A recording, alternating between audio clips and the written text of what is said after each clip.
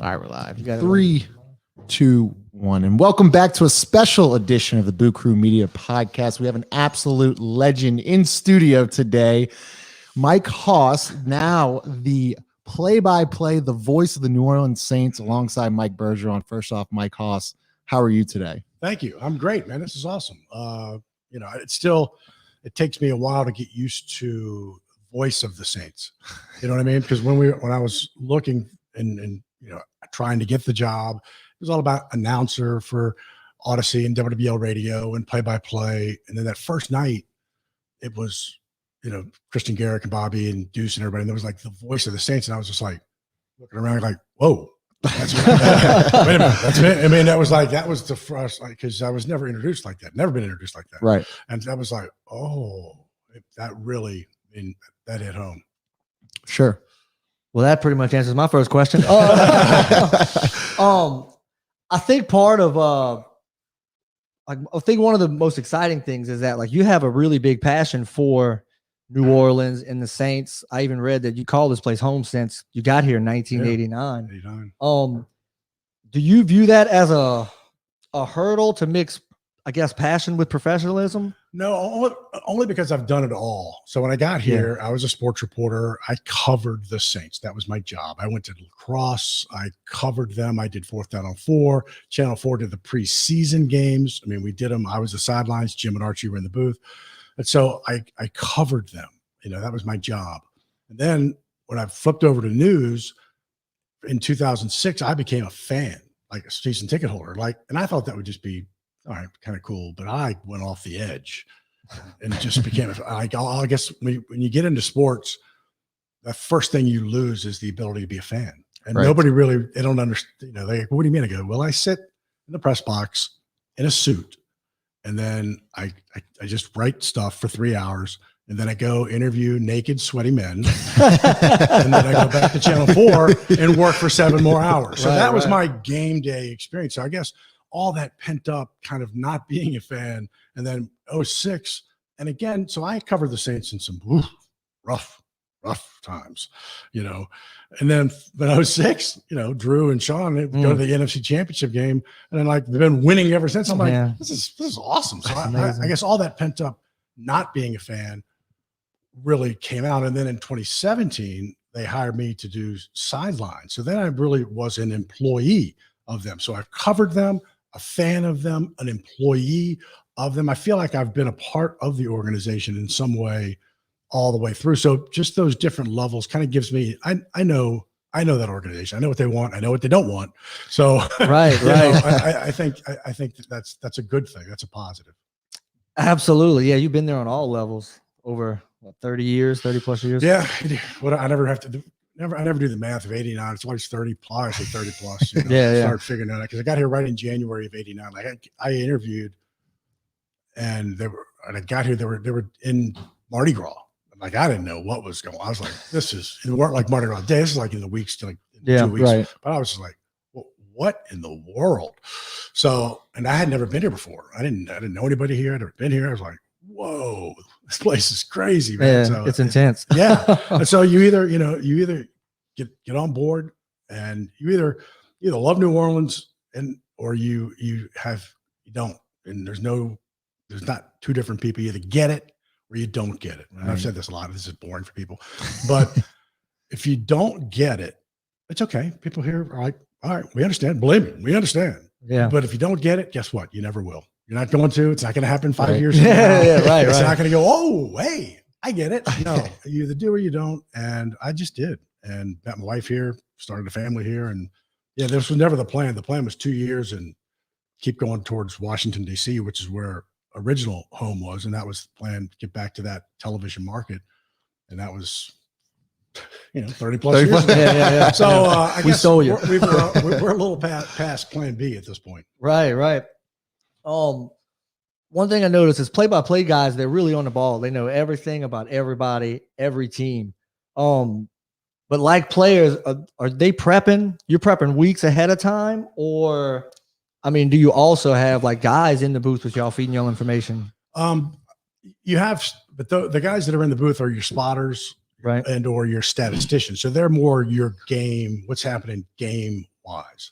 No, it's all research. It is all you. That is, as the play-by-play guy. I mean, that's my job. I mean, I can't do what Deuce does, you know. Right. And so it is all about preparation. And I had the luxury of watching Jim Henderson do it for 12 years, and you know, and when he was doing it, it wasn't like he could go Google Jacksonville Jaguars and just, you know, all these, you know, every stat from the history of time come up. He, you know, it was calling the NFL. In fact, I was trying to think about how we didn't have the internet. So the NFL would put out their stats like Monday or Tuesday, and it would be faxed, and the Saints would put out, you know, Tuesday was a day off. The Saints would put out their stuff like Wednesday. So you'd get numbers, but it would be like Wednesday. Yeah. So it was a way different ballgame. But I watched him and the meticulousness of how he prepared, and really that's what you have to do. And I've even talked to Zach. Zach's the same way. Zach, you're always way over prepared. Yeah. You have to have 5 facts on the backup fullback, knowing that guy's probably never going to have a game where you need 2 facts. But you know what? If he does have a game and you need 5, you better be ready. And so it's always about being over prepared from the play-by-play standpoint, because that's my job. You know, I have to, if there's a, you know, a lull in the action for whatever reason, and you know they're looking at a call, and the last play was by, you know, the tight end, and you know people were talking about that play by the tight end. Maybe they're reviewing it, so we're talking about the tight end. Oh, you better know something about that tight end beyond 1 or 2 things, because that happens a lot these days. Where, you know, we're reviewing plays and they're reviewing a catch or not catch, and typically, you know, you're not always following the action on television. We're not like going, okay, they're showing his feet down here. You're not really describing that because you're on the radio, right? So you know, you just have to know, and it's work. I mean, I've already started. I'm working on Baltimore, which, you know, that game scares me to death. Baltimore, you know, and then you know, Jacksonville, and you know, getting ready for Green Bay, and you just. Every little, you know, note that happens now, like something like about with Dallas, and I'll write it, you know, I have a Dallas book and I'll write it down June, whatever, you know, Dallas did this, just background. Right. I guess that comes into play with having you've worked with Deuce over the years, I'm sure, on the different programming with WWL, and you covered his playing career. So I'm not a ton, you know, we know each other, know of each other, respect each other. And we did some practice stuff because I obviously was in the game for job in 2018 when Jim retired. So I did a game with Deuce, and you know, the easiest way to describe it is if you can't get along with Deuce, quite frankly, get out of the industry. Because he's knowledgeable, he's nice, he's humble.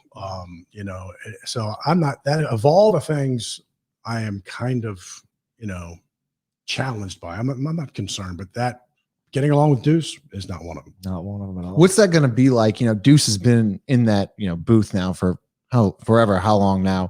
I mean, is there going to be some type of comfort level with him, you know, and things like that? It'll take time.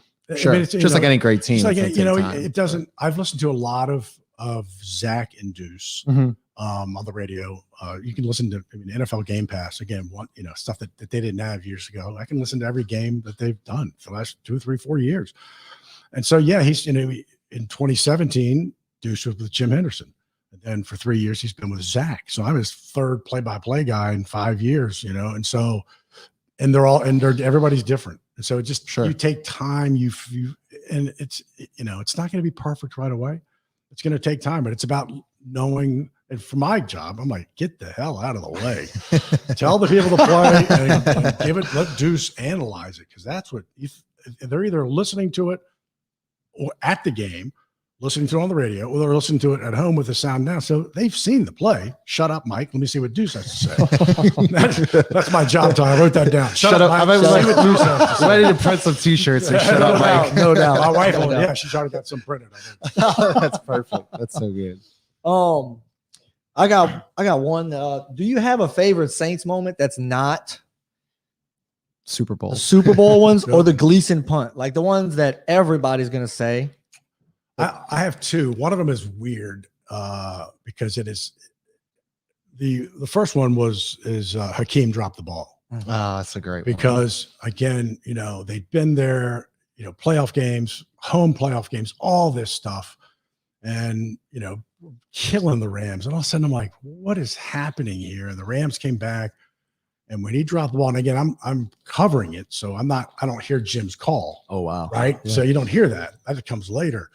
But just that feeling. And we did, Channel 4 did a complete show right after the game underneath the stands. And that feeling of that first playoff win is just, I know that Garrett Hartley and all that, which is ironically number 2 for me.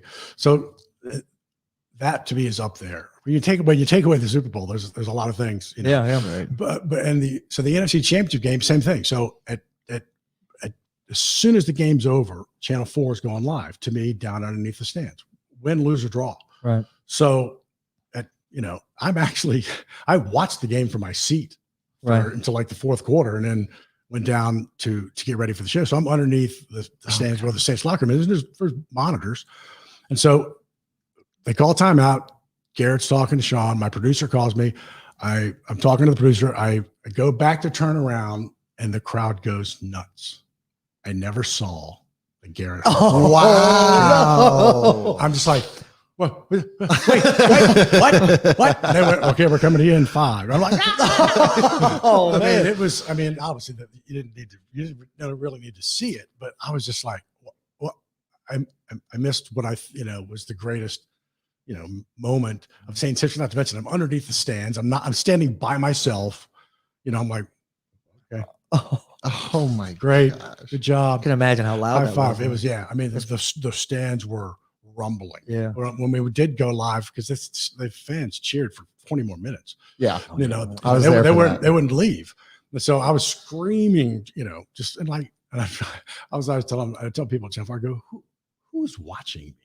Right now. Who's watching the game? I'm pretty sure I was And outside at that point. You know what? I'm gonna flip over and see what Mike Hoss has to say.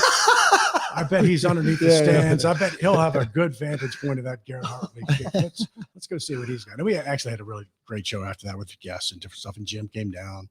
And but so anyway, at another time, I'll tell you the Kim Kardashian NFC Championship and Super Bowl moment. That story's way too long. But when I've told that story to Reggie Bush, who was involved in it, Tracy Porter, who was involved in it, and they both just die laughing. That's tough. Is that the one when she was coming on the field? Yeah, and the Super Bowl, and then the first Yeah. one was the NFC Championship game. And I'll tell you that one because that's quick. Yeah. And so We got all the time in the world, Mike. So, don't worry about it. so this was they win the NFC Championship, and so we're milling around down underneath the stands, and Kim Kardashian's there. So I was not a big reality TV star. I didn't know. I knew of her, but I didn't really know anything about her. So she's like holding court, but could not be any nicer than she was being. And quite frankly, everything that you've heard or seen in pictures, she is stunningly beautiful, just beautiful. So I was like, that's great. So, but my producers at the station, all young women, Kim Kardashian, they were like, I could hear them in my ear. You better get me a picture of Kim Kardashian. So this was whatever phone version I had. It was brutal. So and so I'm trying to like get a picture of Kim, but not look like a creepy old guy. Yeah. Kim. And so I'm just kind of holding my phone kind of at my chest, and I'm just kind of just gently backing up in order to get a picture of Kim. And I bump into this guy. And I turn around, and it's Reggie. It's Reggie on the phone, and it's the most. Thank God you can see this. It's the most classic moment. He just looks at me and he just goes, "Dude." He didn't say anything else. He was cool about it. He just went, Dude, come on. Like, I was like, I couldn't. I've told him the story. He laughs, but it was just that moment when I backed him. I went, oh, and you turn out there's Reggie on the phone. And he went, dude. Oh, that's great. So it was, that night it was crazy. I mean, that whole, And I'm sure the Super Bowl week takes, that's that was- icing on the cake and it was everything, right? but again, it was weird. I mean, it's the Super Bowl week. We were in Miami. The game, it would be like, okay, we're in Miami.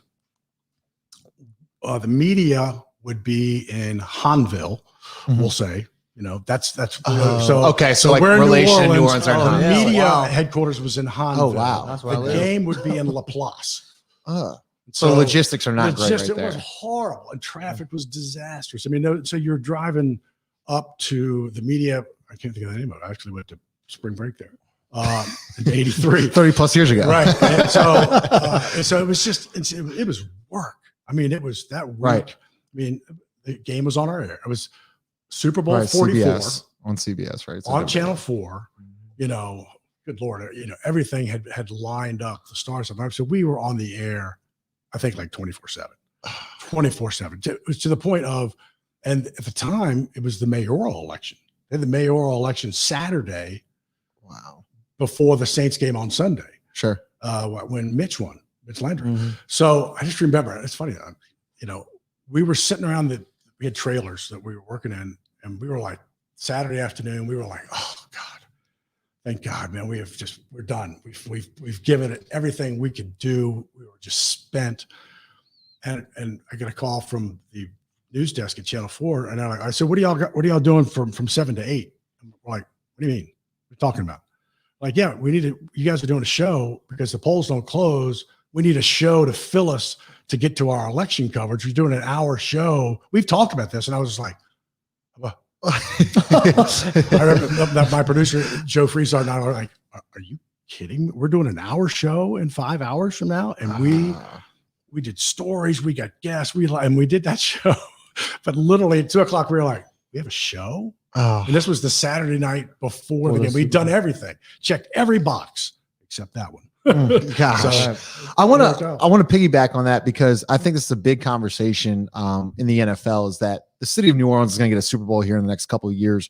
I don't know what other places you've covered a Super Bowl, but I can't imagine the city of New Orleans. I think it's the best place to host a Super Bowl. I mean, hands down, right? I mean, I can't even. they did it in New York, when the Broncos and the Seahawks played, that was a disaster with the weather. And of course, Miami's great, but I think New Orleans, Miami, and maybe even Arizona out But there. Miami's a disaster. As Just you're for that saying, though, reason. that's what Yeah, I mean, it's like literally you drive out to the game. When the game's over, you're all sitting there like, okay, well, I guess where are we going? What are we doing? Right. So, I mean, Miami's nice because of the weather. Right. But, and so I'm trying to think. I don't think I've covered any Super Bowls other places. I've covered several, many of them here.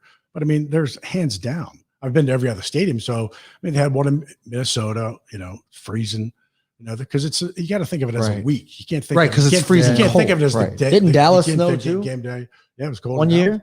It Yeah. did? One- I didn't know that. That's So, crazy. Yeah. And so it's recently. just there's no. Few years SoFi this year or next year. But that's in the middle will of. be, will be That's out of it's San interesting. Francisco, There's right? no place. I mean, Minnesota's. And when you think of downtown state, Charlotte's is a downtown city. I'm just thinking of Atlanta. Not Atlanta. I'm just thinking of downtown stadiums. Washington's out. I mean, there's just so many, but it's not even just the downtown that you also have to have the ability to have thousands of hotel rooms, which we do. Right. And then everything's in walking distance. So bar none, we are unquestionably, this is not me being, biased or it's true. New Orleans by far the best place, the whole Super Bowl. And I also think that's for the Final Four. I think it's for the national For everything. championship. I think it's For the all All-Star those same game. reasons. Yeah, it's For the all same those same exact reasons. thing. Part of the Ask reason any, we ask get all any of them. organization that has to do it who can set up their headquarters at the Hyatt, and walk over and do everything. And the casino's right there, Bourbon Right. Street's down, I mean, French, it's all all that right stuff. there. Everything's it's a all walking right distance. there. for sure. So it's the best. And so, yeah, I'm looking forward to 25. I mean, it's, as you now know, I mean, it's not like it used to be where you felt like you were even in a rotation. First off, for many years, if you built a new stadium, you got a game. Build a new stadium, get the game. It was almost part of the lease. Okay, look, we're going to spend all this money, but you're going to give us the game, right? And so they did. And so New Orleans got out of it. It's hard to get in. I mean, the Greater New Orleans Sports Foundation, the city, ASM Glow, all these entities, the Saints that work so hard to get these games because they're not a given anymore.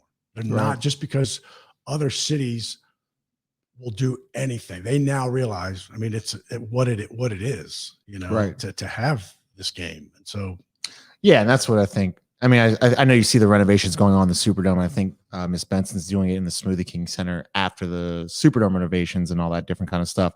But no, I think I say it all the time. New Orleans is the best place to host any big Yeah. event every time. Done. I mean, Yeah. You can't.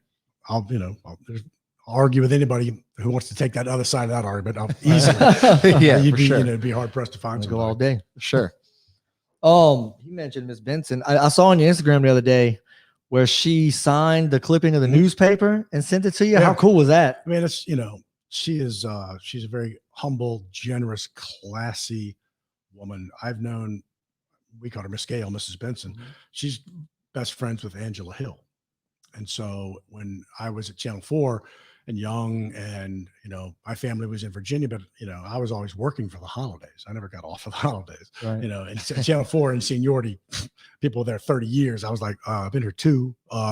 So I never got off. So Angela would bring she called them the orphans. She'd bring the orphans over to her house for holidays, Thanksgiving, Christmas. I would spend at Angela's house, big meal, and Miss Gale would be there. So I've known her for many, many years. And just, what you see is what you get. She is just as sweet, just as Southern charm, just as gracious. And really what she's done and what Mr. Benson had already started with the philanthropy in this city is untouchable. Right. I mean, untouchable. You talk to 50 high schools who they have helped along the way. So yeah, that was, it's still in the newspaper form, but it will be in a frame properly on my wall very soon. That's awesome. And then I guess one of the final questions I have for you, Mike, is, this year you're going to be the play-by-play guy. You got Halloween at home against the Bucks. You got Bills coming for Thanksgiving, things like that. What game are you looking forward to the most this year? Because there's some really, really good games on this schedule that I'm excited about. Yeah, that's a good question. I don't know that there's one per se. I'm looking, all the home games, the Thursday night games are weird. I think maybe Dallas. Coming to the Dome. Dallas coming to the Dome. I've had more texts and tweets about Dallas coming from friends, and there's always, Sean was there, and it was a long time ago, right? But there's still beating the Cowboys, when they come to your building, and so I think that'll be interesting. And I think the Tampa return. The Tampa game, it just means so much. I couldn't tell you, a lot about all the Tampa games combined in the last 10 years, but now that, you circle them almost as fast as you circle the Atlanta games, I mean, Brady coming back, and if it's Jameis, that'll be, going to be crazy. So who knows? I mean, about the quarterback situation, but that Dallas game to me and the Tampa game, and I'm curious. It's so funny because, we've lived in this fantasy world with Drew Brees for so long. We're like the other teams now. I look at the schedule and I look at all the teams who have all these questions at quarterback, or it's a rookie, it's Trevor, or the Jets, or it's Sam Darnold, and right. All these teams that have all these kind of with Aaron Rodgers, who's going to be there. It's just like. It's so interesting because really we're not, when you look at those games right now, they have more quarterback questions than we do, right. And so it's just like when you go do. through the entire schedule, look at Russell Wilson, what he went through the off season, he's back. But I mean, there was a time you didn't know. And, with Ryan and Atlanta, and Brady, there's just, what is Sam Darnold going to be like? So there's so many questions about the quarterbacks on this schedule or they're rookies, brand new rookies. So I just think it's such an interesting schedule. It's AFC East, NFC East. So, traveled to New England, who's that going to be? Cam again? Again, there's another one. Is it going to be Cam? Is it going to be Mac? Right. There's so many teams that have all these storylines are so big. Right. So it's funny. I'm a diehard Red Sox fan. My mom's from Newark, New Jersey. My brother went to Boston University. My mom went to Boston University. That weekend, the Red Sox host the Yankees at Fenway, and the Saints go to New England. So I was trying to get my wife. I was like, hey, can we maybe go to Fenway than to Gillette? Yeah. But that's another stadium that is 25 minutes out. And there's like a cool little community, but like at the same time, like after the game's done, you certainly don't feel like you're in Boston. You're not in Boston. You need a plan. I mean, there's one little road, right. like you go, the traffic is horrible. So the new stadiums, I understand them, but at the same time, you don't see too many stadiums in the heart of the city like New Orleans because it's too much. It costs too much. Right. But the closest in my 30 plus years, the closest I ever came to missing a kickoff was New England, Boston, and Foxborough really was when me, Jim, and Archie we're doing a preseason game, and we'd left hours early. We don't mess around. Traffic, Right. rode in, traffic, some accident, and it was the closest we've ever come. It's preseason. And I go, now we're the broadcast team. There's no that we were all three together. It wasn't like, well, just use Right. yeah. Yeah. And so we made it, but it was the closest we've ever come. Then it poured rain that game. It was just brutal. Was it how long ago was that preseason? It was. I mean, it's 1990, 91, Oh, something wow. like that. So it was the 92. old, It was old old. Foxborough. Yeah. It wasn't even the new. Oh, Wasn't even gosh. new. It was, and it was. I just remember we flew back to La Crosse that game, and so I was going back to La Crosse. So Jim, Archie were going back home, and so I flew with the team back to La Crosse. And so I was in a suit. I was a silent reporter. It rained the entire game. The entire game. It was brutal. And so, and I didn't have any other clothes with me. Everything was in La Crosse. So I got on that plane in a wet suit, and it was freezing. I've never been so cold in my life to fly back to La Crosse, Wisconsin. Funny what you remember. Yeah, no. That's what I remember from that game. That flight back on. Oh, good Lord. Wow. So you got anything else? I don't believe so. Well, Mike, I can't thank you enough for coming in. I think you're just an absolute legend of this city. We're so excited for you to be the play-by-play guy now, and I know that I'll tune my radio or my TV down and turn you up I'm now on muting Joe Sundays Buck. for sure. Yeah, For sure. maybe skip the Baltimore game. First, Thank you so much. That Baltimore game is 180 people. It's a brand new new stadium for me. I'm like, oof. I'll have everybody that I've known since 2 listening. And so I'm like, gosh, that to me is going to be the hardest game of all of them to schedule. The Baltimore game with all that rosters, and the Right. backups are going to play 3/4 of the time. I will have to know the third string fullback for Baltimore, and I'm going to go, ooh, okay. and that's why you're starting your preparation right now, now, right? for Because you'd rather be over prepared I'll than be under like, prepared. so Deuce, what do you think of this third string fullback? Deuce, what do you think of this third string wide receiver? Pray he did his homework.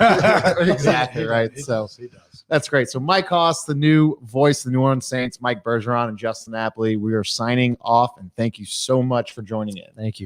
All right. Bye, guys.